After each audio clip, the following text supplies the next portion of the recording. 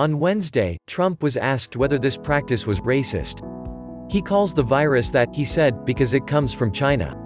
It's not racist at all, no, not at all. It comes from China, that's why. I want to be accurate, Trump replied.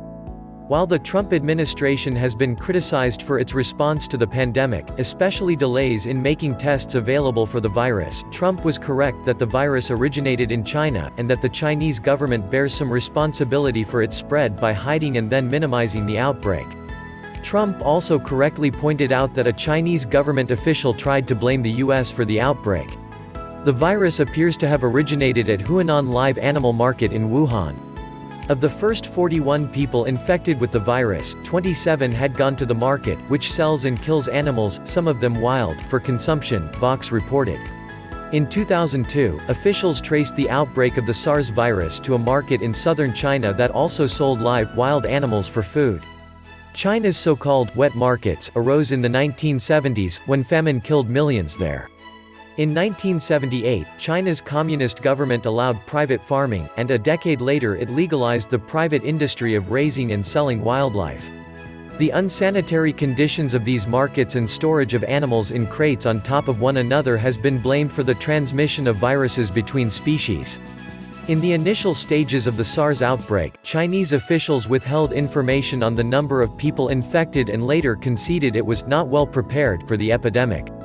A timeline of the coronavirus outbreak shows that an all-too-similar pattern has re-emerged.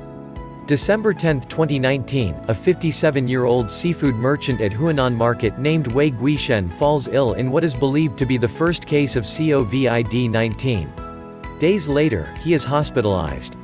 December 30, after other food vendors at the market in Wuhan become sick with a mysterious pneumonia-like illness, Dr. Li Wenlang, an ophthalmologist at Wuhan Central Hospital, participates in a meeting on WeChat, a popular Chinese social media network, with 7 other doctors.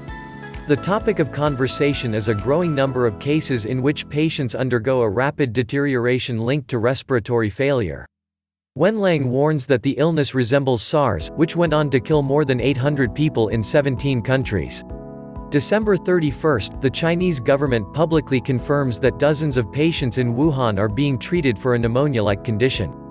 January 1, 2020, Wuhan police announced they have taken legal measures against Wenlang and the other doctors to silence them from spreading rumors about the virus.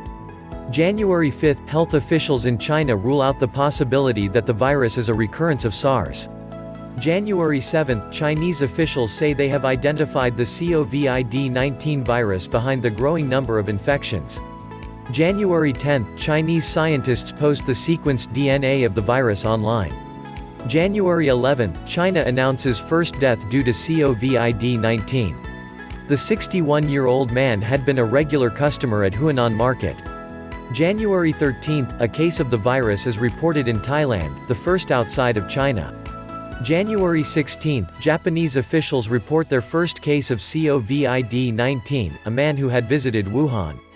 January 19, China allows Wuhan to hold a Chinese Lunar New Year banquet, which is attended by tens of thousands of families in Wuhan. January 20, the U.S. reports its first case of COVID-19, a 35-year-old man in Snohomish County, Washington, who had traveled with his family to Wuhan. January 22, with 17 reported deaths and 550 infections in China due to the virus, the government officially locks down Wuhan.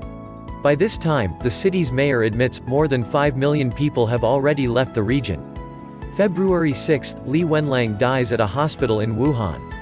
February 23, Chinese President Xi Jinping holds a teleconference with 170,000 officials and declares that his government has acted swiftly to stop the spread of the virus.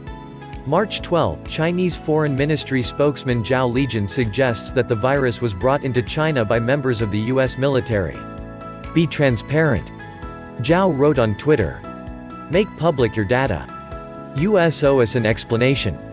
March 17, China's Ministry of Foreign Affairs announces that it is expelling American journalists working for The New York Times, The Wall Street Journal and The Washington Post after the Trump administration limited the number of Chinese journalists who can work in the U.S. March 18, for the first time since the outbreak began, Wuhan province reported no new cases of COVID-19. The outbreak that began in Wuhan infected 81,154 people in China, killing 3,249 so far. Globally, the number of cases and deaths continues to rise, with 222,499 infected and more than 9,800 deaths. March 18, Chinese officials issue an apology to Wenlang's family and walk back criticism of the whistleblower. Li Wenlang was a Communist Party member, not a so-called anti-establishment figure, a party official said on state media.